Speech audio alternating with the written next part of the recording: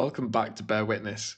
It's only 10 days now until the NFL draft, and I can barely contain my excitement.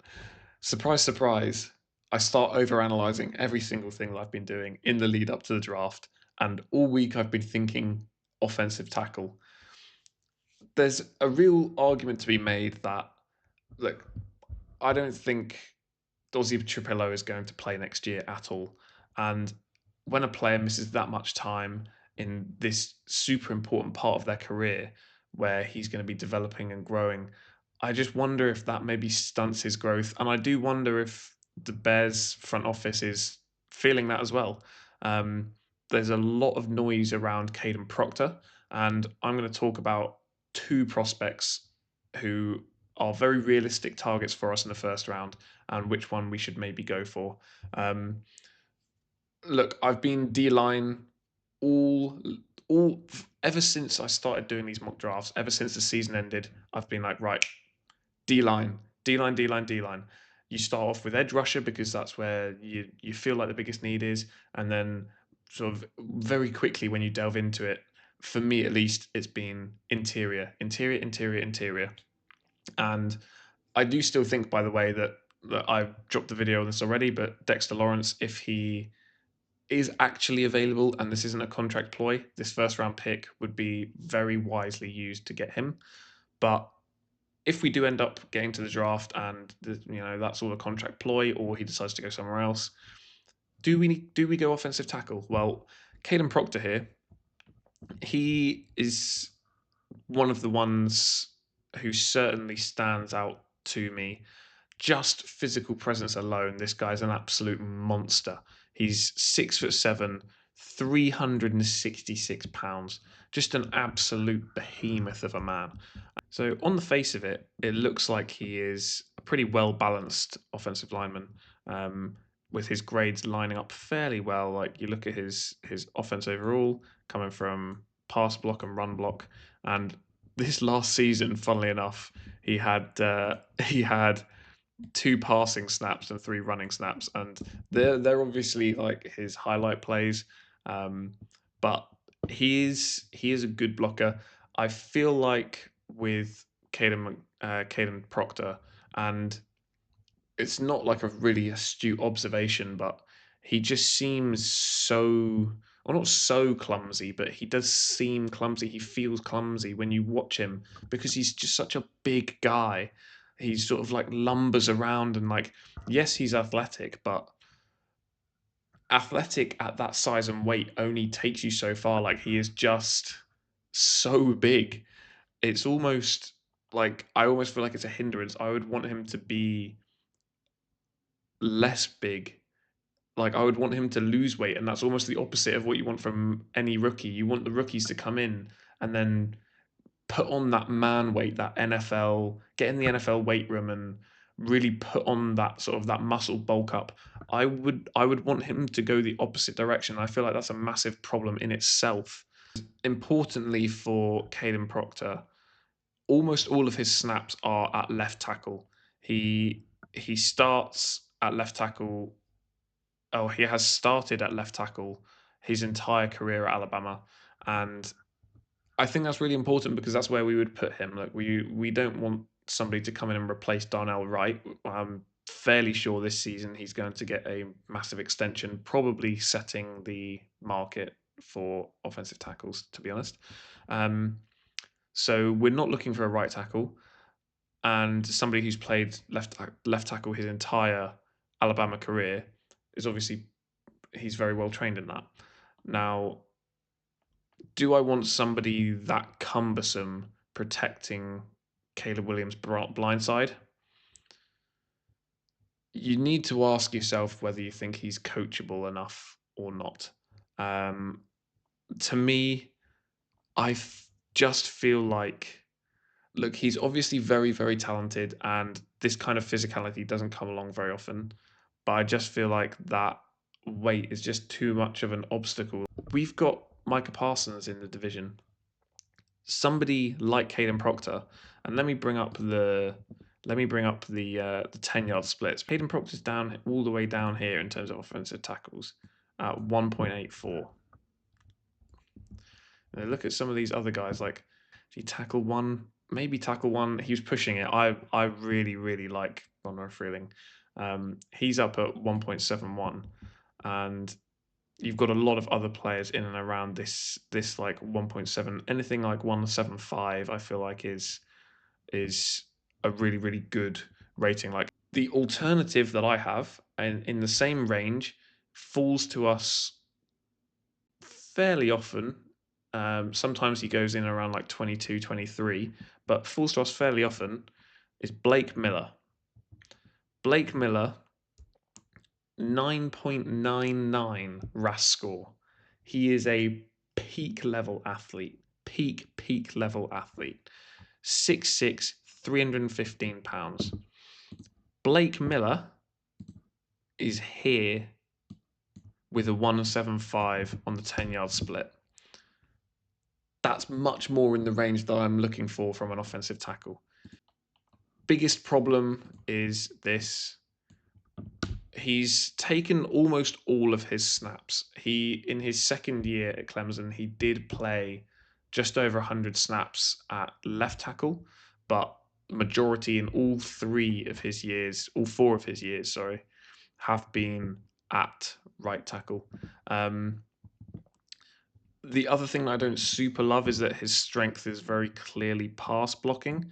Now that doesn't necessarily it's not a massive off-putting factor because like he's good at run blocking, but I think I would rather in this kind of offense I would rather prioritize somebody who can run block if there's somebody there who can do it. So it's like it's nitpicking, to be honest. It's nitpicking, but that's kind of what I like. Um, Now, do I think that he could play left tackle? Yes, I do. Um, Watching the tape, he is very, very technically sound player, um, and his measurables, as I showed there, with his 10-yard split, are very, very good. Now, the let me show you the bench press. Blake Miller is first, and it's not even close in terms of the reps of the guys who did it. The difference between Blake Miller and Caden Proctor in terms of in terms of like physicality, Caden Proctor is slower and weaker. He's like, there's not much of a debate physically between the two. Caden Proctor has more potential to be not a Swiss Army knife, but like to partake in some of Ben Johnson's trick stuff, which I don't think Blake Miller would be able to do. But Blake Miller as well would have to transition obviously to left tackle, which I think he would be able to do. Um, just the thing that holds me back about kind of both of them is that neither one of them is like screaming at me as this is such an obvious thing to do. Um, it's why I ultimately don't think we do go offensive tackle. So let's get into the draft board. I mean, you'll see Blake Miller here has made his way to two, and I do think if we miss out on Caden McDonald, he's the next best player that would fall to us. However, I would rather see us trade out of the position, to be honest, which leads me to the conclusion that ultimately, if Caden McDonald goes before us, we should trade back. That's my overarching feeling at the moment. Um, there's just talent to be had elsewhere. Danny Denise Sutton is somebody who I've, to be honest, fallen in love with. AJ Halsey's making his appearance. I think one of those two second round picks should be safety, and it's probably going to be him if he falls. If not, it's a difficult decision to be made because one of these cornerbacks might fall who are really really talented, and I think it would be too good an opportunity to pass up, which then leaves you going to like the fourth round before you get to the next guy who I like at safety. I'm keen to get going. So Blake Miller's gone off there, so that's fine. Caden Proctor is available. Caden McDonald is available. I'm just gonna address the need. Look, it is what it is at this point. So what have we got available here? Okay, so crucially, Danny Denise Sutton is still available, and I'll look to take him with the 60th pick. Now, do you go Stooks or Keontae Scott? So, having looked at both of them, I feel like Keontae Scott might be the one to go for if he's available. I just don't like our chances of him actually being there when we do draft. He's here, so I will take him now. Derek Moore goes, that's fine. I will take Danny Denise Sutton at 60. So that's worked out pretty well for us so far. Jake Slaughter is the one. I feel like that just has to be the pick. It's Look. Let me know if you think that's just crazy taking a center. I did that last week, and there was a lot of backlash about that. But I feel like we very clearly have a need there long term, and we have a need there short term in terms of depth on the roster. They're 100% we're going to draft at least one center. You may as well go and take one who you feel like has the upside to be a starter for the team. I don't want to miss out on Torian York. I've been super high on him. He's young. He's an absolute weapon in terms of anticipating passes across the middle of the pitch. It just feels really high to draft him now. I think maybe I'll take him. I'll take him. I'll take him. It's early. It's early, but everything I've seen of him, I like. I spoke about it earlier, but if he gets into the NFL weight room, just like gains a little bit of extra spark and strength, I think he can be actually a special player. And you just don't want to miss out on a guy like that. I learned my lesson from the previous draft where I kept trading back to try and get more picks, and I just missed everyone. And I'm not going to take that risk again. He's on the draft board. We're in range. I think just strike and take him. James Thompson Jr. is somebody that I've already spoken about. I really like him. He's going to come in. And I suppose we should go safety. What have we got on the draft board as safety back here? Jalen Husky. VJ Payne, I know, is gone. I saw him go. So it's going to have to be Jalen. It's going to have to be Jalen Husky if he's available, which he is. So that is mock draft number 7.